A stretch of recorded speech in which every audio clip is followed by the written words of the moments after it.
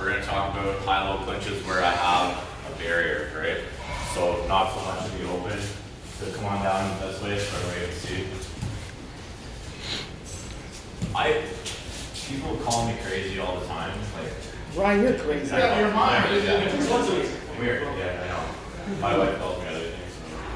But I like having this going on in a house or whatever, or doing something. I like knowing this is here, right? I'm sure you're the same, right? If you're just with that, like, I don't want anybody behind me, so I've taken that element out right here. So I tend to, when I'm questioning somebody or I've gone in or things kind of get a little hinky, like I'll back up and just make sure that I'm here. So now like everything here is out of the equation. Now all I gotta deal with is this. And then I start looking for my exits instantly. So again, built-in situational awareness, right? You're in a house, you're in a hallway, you're in an elevator. Elevator is the best one, and you can see video after video after video of people getting attacked in elevators, right? And it's because they're like in the middle of the elevator, or they're like by the buttons or whatever, people are behind them. Yeah, exactly, right? And then people see like that poor old woman in Vegas that had did anybody see that one? That had the bag of groceries and this like 6'5" black guy comes on. Again, like no, it's not a race, it's just that he came on and she's sitting there and she's waiting to get off and everything, and he just like the door opens, he pulls her into the corner and just starts absolutely like smashing this little woman apart for like a bag of groceries. Like, are you kidding me? Right? And not that she could have fought him off, but had her, and I'm not blaming her, she's a victim, but pick your spaces. Like as soon as I go into an elevator, I find a corner and I take my kids and put them here, and that's where we are. Nobody's gonna come behind us or nothing. People get off, okay, then I get off. Right? Same things that drive my wife crazy. Like I'll sit with my back in this long restaurant, look at the door. I have to be sitting there and watching the door. I go nuts if I can. Like you switch space with me if it server seats us something, just that won't relax. Because I've watched guys get attacked from behind. I've been attacked from behind on entries. Sometimes that happens. It's a really bad feeling when you're like holding your rig and your rifle and somebody jumps on your back. And like my rifle is not safe. So it's daunting, right? So I've had enough happen to me that I don't want that anymore. So I tend to just take it out of the equation. Right? So we're gonna talk about high and low clinch, and we're gonna talk about a pin. Somebody's like pin you against the wall, right? Again, very, very common. I'll bore you for the first one. So if somebody comes low on that clinch, they just come to pin you into the wall, right? Now, first thing I want to do is when I'm against the wall again, somebody brought it up earlier, is that if Frank's here and I'm like this, like hey, hey, hey, no, because he's going to scoot under my arms, or he's going to turn my arms out of the way, most likely. And now I don't have that use, right? So I want to be kind of like here, right? Where my hands are, especially across my vitals, because stab wound wise, from experience, not that I've been stabbed, not that would came close a couple of times, but not actually done. But we have a paramedic in our school, it's one of our instructors, and the most commonalities stab wound areas are here, here, and like directly here, right? So that's vital area because it's more this on the street. Inside, it's more this. I'm saying inside, I think like all right, or in like when you don't take people to whatever, but it's more of that close quarters, right?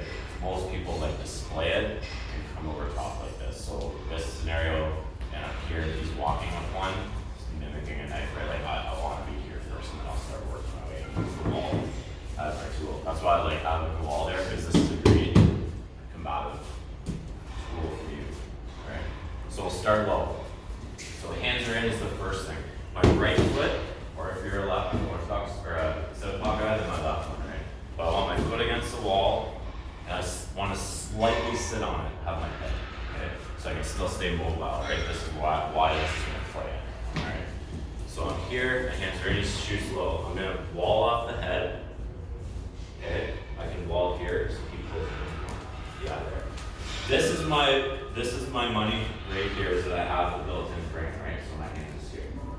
I can go under, like we did before. I can go over, right? Either one is fine in this case. It'll just depend on the size of your attacker and where they are. Okay? But built-in frame here. So So let's start with the underhook because I like that one better personally.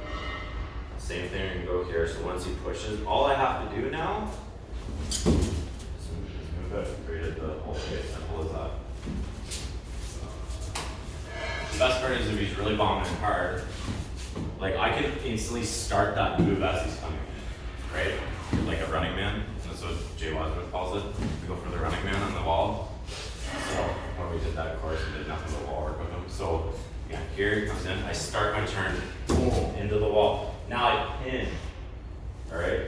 So I keep that underhook and pressure on the shoulder, and I point his shoulder down. And move in.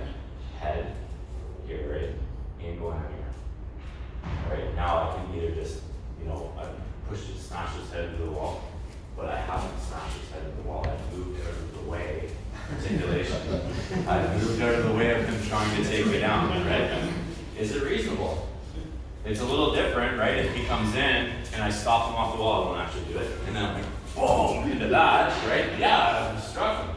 But if he closes in and I'm here and I'm just like here and I'm like, oh, step out of the way, right? There's a big difference on how you're perceiving that, right? Cool, still a good guy. Hey, we'll just go back to the pen. And now I'm here, like, I can whisper in his ear, like, which I probably would do. But I'm just like, hey, like, stop, like, relax, like this.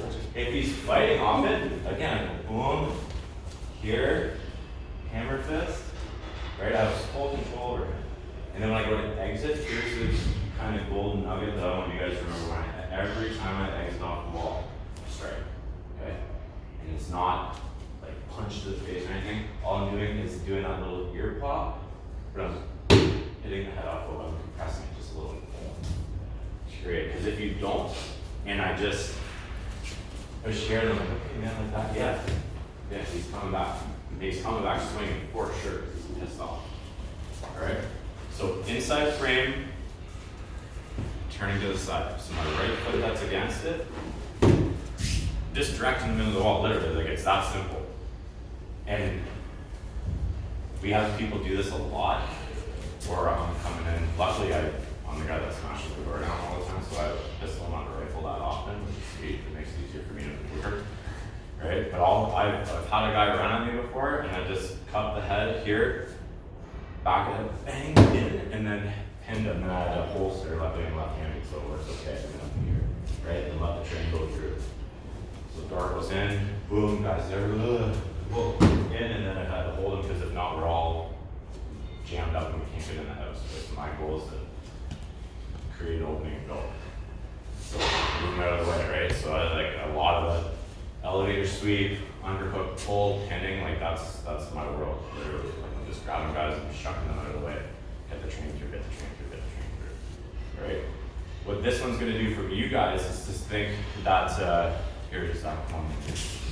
Is that if I'm here and I'm here, what I can do before I even turn is I can look to see if a buddy coming in, what's happening, right? Okay, yeah, he's got a buddy coming in, right? I'm like, oh crap. Now I need to go into there, chuck him into the wall, I go, right?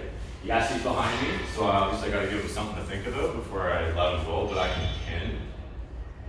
Or, I know I'm going a little bit ahead here, but I didn't intend to do that, is if I'm here and he's moving in, I can use this to pin off and stack them, one after one after one, and then I move to my exit. All right, so just in to the next guy, and then work my way down that logic. All right? So like whack-a-mole? Yeah, literally. Right? But it's like in, knee, shove. Okay, if somebody else comes in or I have a police block for one, then I have attacker 3, attacker 4, attacker. But and if it's all against the wall and they're crashing in, then I'm like walking down the wall. It sounds ridiculous, but like that's how I'm gonna have to do it. I'm gonna have to like work my way through that wall. Were you ever there when we did that wall? There was like 6 guys holding me against the wall. Like that's what it is. It's just I have to work my way through an underhook, through an exit, through an out, and just work my way through. All right. So grab a piece of wall with your partner, go 1 for 1, low shoot, and then away. Okay, don't smash your partner's head against the wall. Keep in mind